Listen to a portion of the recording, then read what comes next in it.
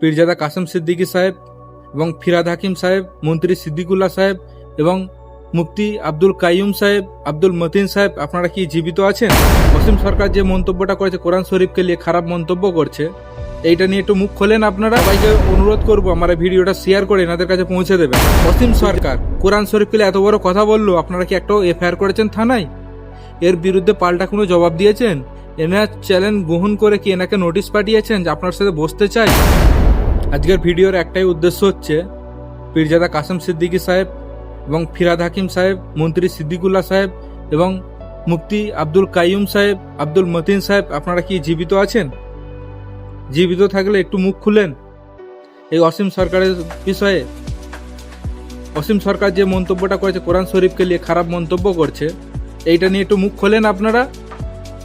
আপনাদের অপেক্ষায় আছি আমরা, আপনারা কি বলেন আমরা শুনতে চাই। পীরজাদা কাসেম সিদ্দিকী সাহেব, সবাইকে অনুরোধ করবো আমার এই ভিডিওটা শেয়ার করে এনাদের কাছে পৌঁছে দেবেন।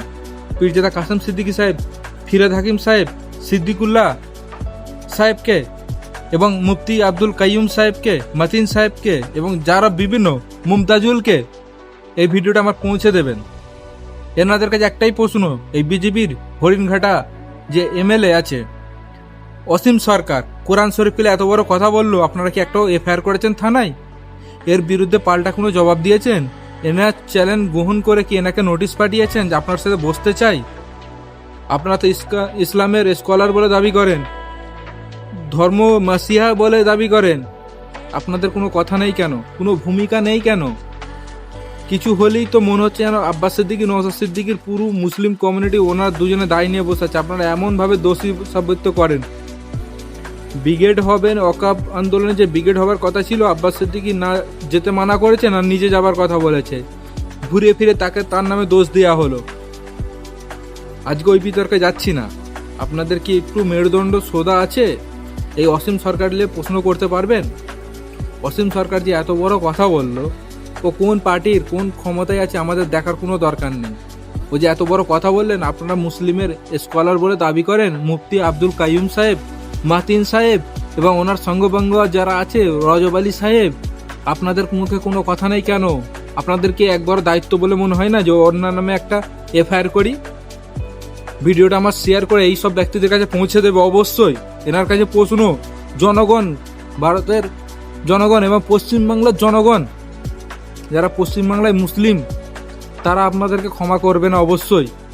আপনাদের একটা মুখে কথা বের হয় না যখন ইসলামের ওপরে কেউ খারাপ কিছু মন্তব্য করলে? আপনাদের মুখে একটা কথা বলতে জানা যায় না, কিন্তু যে মুসলিম কমিউনিটির হয়ে কাজ করবে সেই নওশাদ সিদ্দিকী আপনারা বিজেপির দালাল বলেন, সেই নওশাদ সিদ্দিকী আপনার উল্টোপাল্টা কথা বলেন। এখন কি আপনাদের জমির একটু জেগে আছে, পায়ের তলায় মাটি আছে? এই অসীম সরকার নিয়ে কিছু বলতে পারবেন? রাজ্য সরকার কেন ব্যবস্থা নিচ্ছে না এর বিষয়ে বলতে পারবেন? আপনাদের ক্ষমতা আছে, সেটা দেখান মানুষকে, তবেই মানুষ আপনাদেরকে, সবাই মুসলিম কমিউনিটির মানুষরা আপনাদের সাধুবাদ জানাবে। আপনাদের নাম নিতে আমার লজ্জা করে, কিন্তু আপনারা যে বড় বড় কথা বলেন না, তার আজকে মানুষকে জানাবার জন্যে, মানুষকে আপনাদের সামনে আপনাদের যে মুখোশটা খোলার জন্য আজকে আমার এই ভিডিওটা। আপনাদেরকে একবারও মনে হয়েছে এই যে অসীম সরকারকে নিয়ে আমরা একটা এফআইআর করি? কেউ যদি এফআইআর করে তার আপনারা কাটিয়ে দেন। নওশাদ সিদ্দিকীকে বলেন আপনারা বিজেপির দালাল, আপনারা মুসলিম বলে দাবি করেন, লজ্জা লাগে না? নামে এত বড় বড় মূর্তি লাগান, পীরজাদা লাগান, লজ্জা থাকা দরকার অবশ্যই। বাংলার মানুষ আপনাদেরকে ক্ষমা করবে না। অবশ্যই বলবো, যারা যারা আমার ভিডিওটা দেখছে অবশ্যই শেয়ার করে এসব মানুষের কাছে পৌঁছে দেবে।